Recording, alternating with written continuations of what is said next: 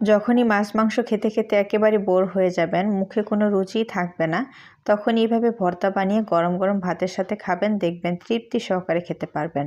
কড়াইতে নর্মাল পানি দিয়ে দিচ্ছি, 1/4 চামচ লবণ, 1/4 চামচ হলুদের গুঁড়া দিয়ে মাঝারি সাইজের একটা ফুলকপির অর্ধেকটা পরিমাণে নিয়েছি, সেটাকে দিয়ে 5 মিনিট সিদ্ধ করে সেটাকে তুলে নিব।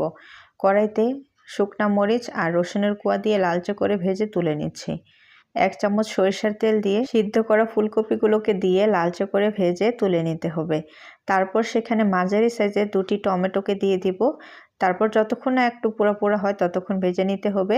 টমেটোর ভিতর থেকে এভাবে চেপে চেপে পানিটাকে বের করে নিতে হবে। ভেজে রাখা মরিচে লবণ দিয়ে প্রথমে মরিচটাকে চটকিয়ে তারপর রসুনটাকে চটকিয়ে নিতে হবে। কাঁচা পেঁয়াজ দিয়ে খুবই ভালো করে চটকিয়ে ধনেপাতা দিয়ে মিক্স করে টমেটো আর ফুলকপিগুলোকে ভালো করে চটকিয়ে সব কিছুর সাথে মিশিয়ে সবশেষে সরিষার তেল দিয়ে ভালো করে মিশিয়ে গরম গরম ভাতের সাথে পরিবেশন করুন।